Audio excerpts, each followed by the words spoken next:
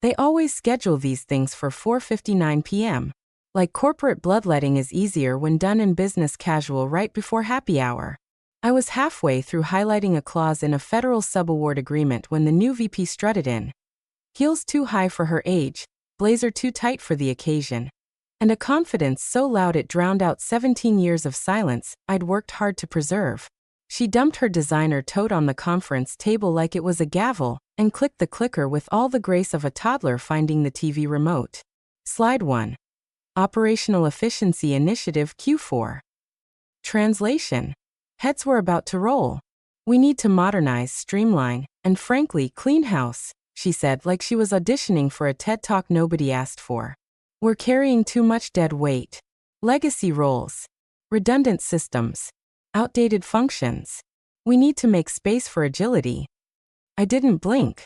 Not because I was numb, but because I'd seen this script before. You don't survive nearly 2 decades in defense compliance without learning when to keep your mouth shut and your eyes open. Then she dropped the bomb. Effective next week, all departments will undergo restructuring. That includes a review of senior staff with salaries exceeding $150,000 and minimal client-facing responsibilities. Her eyes didn't meet mine, but her voice did. And it was surgical. She wanted to sound like a disruptor. All I heard was the hum of ignorance on a power trip. Someone 3 seats down, new project manager, maybe 6 months in, raised a hand. Wait, does this mean we're letting go of compliance leads too? Even the federal liaisons? The room went still. Like even the HVAC system was holding its breath. She smiled, tight, teeth-baring, the kind of smile you give a cop when they ask if you know why they pulled you over. No one is exempt from review. Titles don't equal value. If we can automate it or outsource it, we will. I didn't say a word. Just glanced at the laminated DoD clearance matrix on the wall behind her. The one I'd updated last quarter. The one with exactly one name listed under primary clearance custodian. UID 74A. Mine. Across the room, someone from HR shifted in their seat. Alan. 48, balding, soft-spoken. Been there almost as long as me. He opened his mouth, then closed it. Finally said, we may want to double-check clearance dependencies before finalizing that list. Some of the roles are not exactly replaceable. She didn't even look at him. Thanks, Alan. We've already reviewed the org chart. No, sweetheart. You reviewed a spreadsheet. An org chart doesn't show you who actually keeps the $5.8 billion pipeline compliant with Title 32, Section 2001, or who memorized the 87-page NISPM supplement by heart, because the Pentagon updated their protocol one Tuesday in 2017, and forgot to email anyone but me. She moved on. New slide. Something about a rebranded innovation initiative called Phoenix Protocol. Buzzwords flying like pigeons in a food court. People nodded. Cowards mostly. A few looked sick. One guy, Charlie from Data Assurance, looked at me and mouthed, "Are you on the list?" I shrugged. I already knew. The meeting ended with polite applause, which felt like clapping at your own execution. I packed up my yellow legal pad and my red pen, the one I used to flag language that could get us audited, and walked out. In the hallway, Alan caught up. Voice low. She's green. Real green. Doesn't even know what UID means. She will, I said almost kindly. He hesitated. You gonna fight it? No, I said, and looked down at the federal token still clipped to my belt loop. I'm just gonna wait. Because here's the thing about legacy systems and old men with clearance levels higher than their cholesterol. We don't shout. We don't sue. We don't scream into the void. We outlast ChatGPT's Ghazal. They called me in at 9:07 a.m. sharp, because God forbid they do it after my coffee. The invite said quick check-in. Goo. That's like calling a guillotine a French neck massage. Room 3B. Neutral walls, neutral chairs, neutral expressions. The VP sat at the head of the table like she'd been rehearsing this scene in her bathroom mirror. Power stance and all. To her right, HR. To her left, some junior legal rep who looked like he still slept with a nightlight. Let's make this brief, she said, flipping open a manila folder like it contained anything that mattered. After reviewing department budgets, we've decided to move forward without your role. Today will be your last day. No preamble. No thank you for your service. Just a bullet to the career I'd spent 17 years reinforcing with duct tape and late nights. I stared at her for a full 5 seconds. Let the silence rot the air. 17 years, I said flatly. And I don't even get a paperweight? HR chuckled nervously. VP didn't. There's a severance package, she offered, like that was supposed to matter. Like money replaces mission. Like I didn't give a damn about what we built. Classified back-end systems, secure pipelines, regulatory scaffolding most of these children couldn't pronounce, let alone maintain. The lawyer slid a termination letter across the table. You'll need to return all company property. Badge, laptop, keycard. If you've accessed any confidential. I know the drill, I interrupted. I wrote the drill. They assigned me an escort. Not even a manager. A security guy named Dale who looked like he'd rather be anywhere else. I followed him down the hallway of engineers I'd onboard, trained, debugged systems for. None of them looked up. One pretended to sneeze to avoid eye contact. And there it was, the walk of 12. 12 steps past 12 desks of people who used to say, couldn't have done it without you, man. Now they shrank back into their monitors like I was contagious. Dale said something about grabbing my personal effects. I didn't respond. Just boxed up my things with the efficiency of a man who's been waiting for the storm since he first saw the clouds. Laptop, closed. Badge, unclipped. Keycard tossed. All placed gently on her desk. Not shoved. Not slammed. Placed. Like evidence. Except one thing. The federal token. A tiny black key fob with a rotating 6-digit code. Refreshed every 30 seconds. My access credential. My lifeline to the Department of Defense back-end system. That. I pocketed. Not because I was stealing, but because it wasn't theirs to begin with. It was tied to my name, my clearance, my signature, my certification. That token didn't open any doors for them without me standing behind it. As I turned to leave, I muttered, 72 hours. Dale blinked. Sorry. Nothing, I said. Because here's the thing about the clearance revocation window. Once you're removed from the system, the government assumes the worst. You have 72 hours to reassign custodianship, recertify digital trails, and validate backup protocols. If you don't, everything linked to that UID mine gets auto-flagged as compromised. And if no one steps in to catch it, access revoked, projects frozen, contracts voided. 17 years of infrastructure gone dark like someone pulled the plug on the Pentagon's hallway light. I didn't slam the door. I didn't look back. Just stepped into the elevator with an intern who held it open like he was doing me a favor. Cardboard box in one hand. Federal token in the other. And for the first time in years, I felt light that I spent that first morning drinking burnt diner coffee out of a chipped mug that still said #OneDad. Even though my daughter now calls me by my first name, and only texts on holidays. The silence in my house was loud. The kind that makes your ears ring and your thoughts meaner than they should be. No emails. No voicemails. No panicked knocks at the door. Just me, a half-eaten sausage biscuit, and the federal token sitting on the table like a loaded revolver no one knew was missing. I didn't pace. Didn't doomscroll. I just sat in that old recliner I'd been threatening to replace since the Obama administration, and watch the numbers roll on that token. 6 digits, refreshing every 30 seconds. A little heartbeat. Not mine. The company's. The one they just unplugged. Somewhere in that overpriced office tower, in a boardroom full of glass, recycled oxygen, and overconfident facial expressions, the new VP was likely pacing in heels and basking in applause. Maybe she was even clicking through a slide deck titled something like, Q4 Operational Wins. Building leaner, smarter, faster. Slide 7 probably said it all. Redundancy elimination. Minus $310,000 per annum. Translation.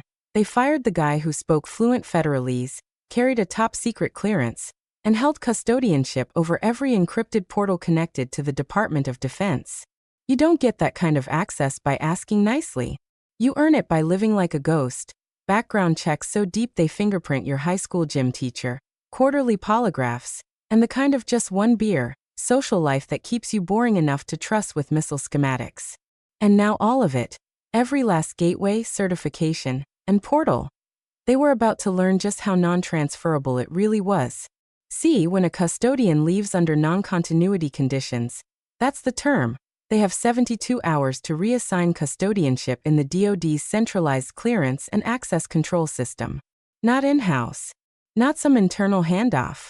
Federally. Otherwise, that access expires like spoiled milk.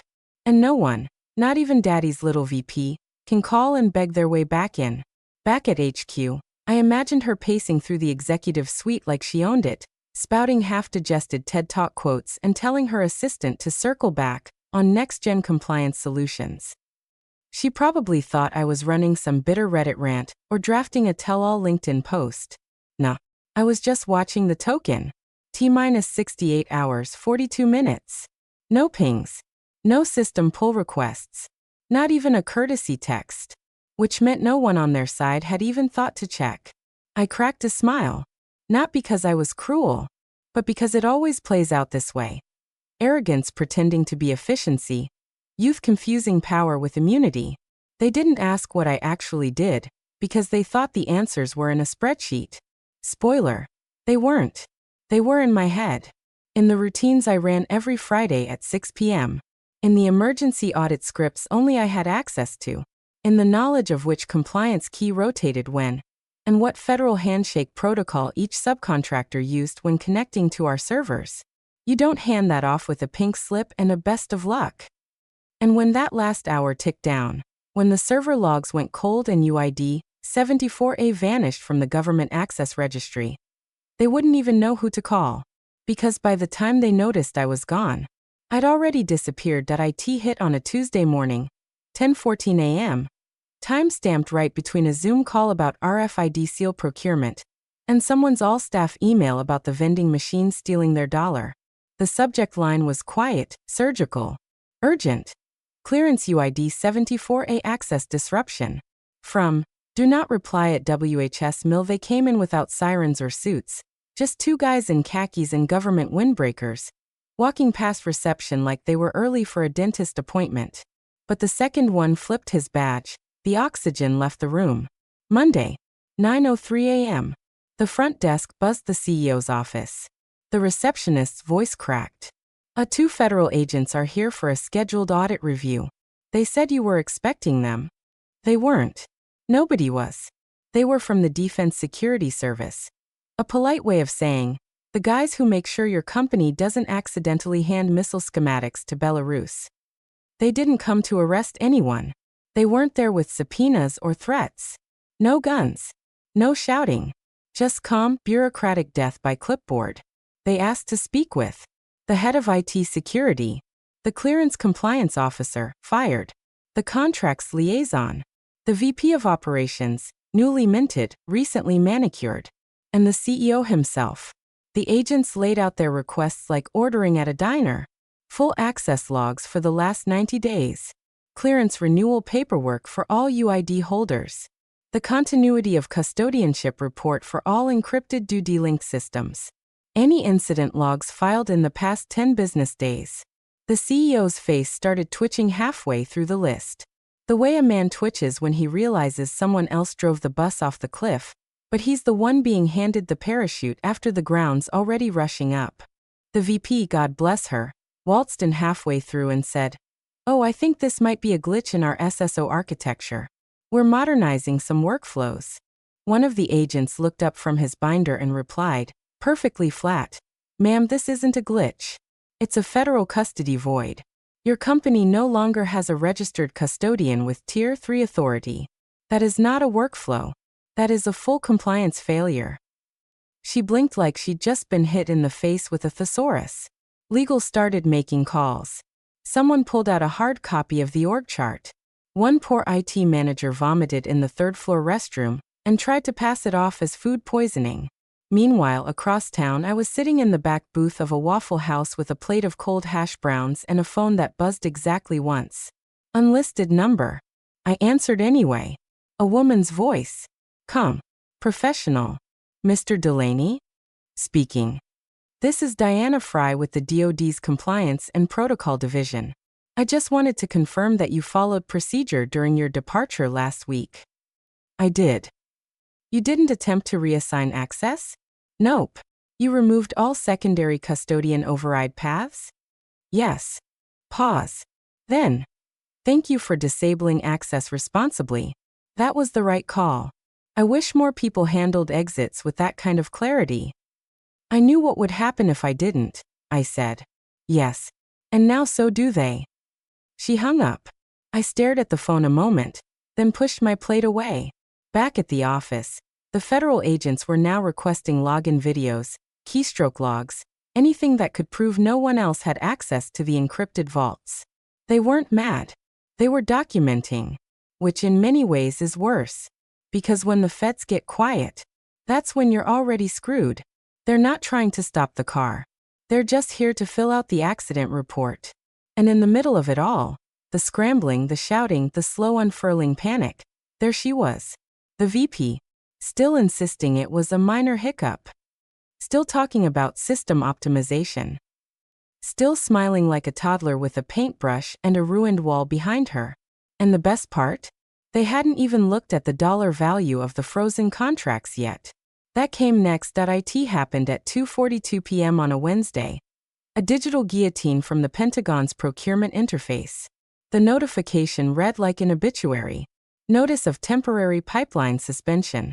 As of 14:42 Eastern Standard Time, all active DoD engagements with redacted technologies are suspended pending internal security review and custodial reassignment audit. No further communications, data transfers, or project activity shall be permitted until status is resolved. $5.8 billion. 23 live contracts. 6 Pentagon-facing platforms. All frozen mid-process like someone hit pause on a war movie and lost the remote. The email hit every executive inbox simultaneously. You could practically hear the air conditioning skip a beat as the company's future got thrown into purgatory by an automated system that didn't care about intentions, only protocols. By 2:44, the Slack channels were chaos. By 2:45, the first subcontractor emailed to re-evaluate deliverable timelines. By 2:50, 2 more pulled out entirely, one citing compliance volatility, the other just writing "Jesus Christ, what happened?" At 3:01, the CEO assembled what he called an emergency executive alignment meeting. Translation: everyone with a name on the org chart got dragged into the boardroom while the walls caught fire. The VP was there. Tight bun. Clicking pen. Not a drop of sweat. Still clinging to the hope that jargon would outrun accountability. The CEO stood at the head of the table. Red in the face. Tie loose. He looked like someone had told him his yacht was on fire, and he couldn't remember which ocean it was in. He slapped the printout on the table so hard the ink practically bled. Who authorized this? He growled. Who fired the clearance custodian without transition protocol? Silence. He pointed down the table at the legal director. Why didn't you flag this? I did, the man said, voice shaking. I flagged it in red during the termination review. You said it was fine. That she had the authority. Eyes turned to the VP. She blinked. I thought the clearance was shared. Like department-wide. No, muttered someone near the end of the table. That's not how federal custodianship works. The CEO looked like someone had kicked him in the soul. He turned slowly to the board chair. An old guy who'd survived 2 mergers, a shareholder coup, and prostate cancer. Who, the CEO hissed, signed off on this? The chair leaned back, sighed, rubbed his temples, then said quietly, your daughter. Silence again. But this one was colder. Meaner. You could almost hear the company's stock price falling like coins down a drain. Then the yelling started. COO accusing legal of negligence. Legal throwing it back at HR for improper exit protocol. The VP snapping back that she was given full authority and was told to act decisively. CFO muttering about investor lawsuits. The IT director just sat with his head in his hands. And in the corner of all this was the company's internal project dashboard, flickering like a dying heart monitor. Green lights turning yellow, then red, then blinking disconnected. All because the name UID 74A wasn't in the system anymore. All because they thought I was just a line item. Funny thing about foundations, no one notices them until the roof caves in. And the rubble was just beginning to fall. The first headline hit the defense contractor forums at 6:12 p.m. Eastern Standard Time. Redacted Technologies DoD contracts suspended pending clearance audit. Source: Insider claims mismanagement tied to security custodianship breach. By 7 p.m., a less tactful version was circulating on Reddit's r/security clearance thread. $5.8B pipeline frozen after company forgets to assign clearance holder. Top comment: someone's daughter playing exec again? Second top: this is why we don't let MBAs touch UID registries. By midnight, the whispers were no longer whispers. The press was on it. Blogs, forums, LinkedIn newsletters with too many emojis. Even the military procurement Slack channels had started sharing screenshots. But the real damage came at 6:30 a.m. sharp, when Bloomberg's ticker ran. Redacted, tech stock plummets 17% after DoD pipeline disruption. Analysts cite internal clearance mismanagement and executive oversight. Nothing says, your company's on fire, like Wall Street watching it burn with popcorn. The CEO went radio silent. Board emails went from urgent alignment to outside counsel review. Internal memos shifted tone overnight, from blame and finger-pointing to desperate triage. Legal was no longer asking who did it. They were asking if anyone knew how to undo it. Spoiler: they didn't. At 10:04 a.m., the Pentagon's procurement dashboard listed the firm as temporarily non-compliant, pending custodiare instatement. By noon, the subcontractor count dropped from 42 to 31. 3 major vendors issued pause statements. One just sent a cease and desist. Another wrote, "We cannot risk secondary exposure to federal freeze orders stemming from your internal decisions." Translation: you just turned radioactive. The VP? Gone. Officially, she was placed on administrative leave pending internal review. Unofficially, she was tossed into the backseat of a corporate Escalade and driven home with a pink folder and a silence so loud you could hear her LinkedIn badge blinking offline. Her Instagram, once a shrine to hustle culture and airbrushed ambition, went dark within hours. No more posts about being a woman in leadership. No more gym selfies tagged #Rise and Grind. No more Canva quote cards that read "boss up" or "back down." Just blank. The last story still lingering on her profile? A boomerang of her spinning in her new corner office chair, captioned, "Making moves nail polish. Oh sweetheart. You made one all right." Meanwhile, I was at a local tire shop getting my truck rotated, sipping gas station iced tea, watching the coverage play out on my phone. A news anchor was mid-sentence, saying something about clerical oversight involving security credentials, when the camera cut to stock footage of our building, logo blurred, but still instantly recognizable to anyone who mattered. That's when I got the text from Marcus again. They're asking if you'd consider consulting, even just temporarily. CEOs getting pressure from upstairs. They're scared. I didn't respond. I just kept scrolling, kept watching, kept sipping. Because the beauty of federal systems is this: once you're flagged non-compliant, you don't just fix it. You earn your way back. And that takes time. Time they no longer had. The call came at 7:06 a.m. on a Friday, just as I was pouring cheap black coffee into a chipped mug that said "Property of Area 51. I can neither confirm nor deny this beverage." Unknown number. Langley area code. I let it ring twice. Then picked up. "Mr. Delaney?" the voice asked. Calm. Crisp. A woman this time. Probably mid-40s. Professional cadence, no filler words. Speaking. "This is Director Alston with the Office of Defense Compliance Transition. We're coordinating the onboarding of replacement custodians following the recent clearance breach at Redacted Technologies." I said nothing, just leaned against the counter and let her fill the air. "We'd like to extend a formal consultancy offer. 6 weeks, classified onboarding, non-disclosure maintained under existing contract law. You would supervise transfer of custodianship, verify credentials, and assist with the recertification audit process." I let her talk. She mentioned compensation, clearance tiers, travel logistics, then paused. We understand this isn't just professional. It's personal. That earned a small laugh out of me. No, director. It was never personal. That's the problem. To them, I was just a line item. Silence. Then, so is that a no? It is. Understood. Should anything change, you have my direct line. She hung up. No hard sell. No guilt trip. Just a professional offering a lifeline to people who didn't deserve it. 10 minutes later, the second call came. This one I recognized before the first syllable hit the line. Delaney, the CEO breathed, voice wrecked. He sounded like a man 10 days deep into a bottle and 5 days late on salvation.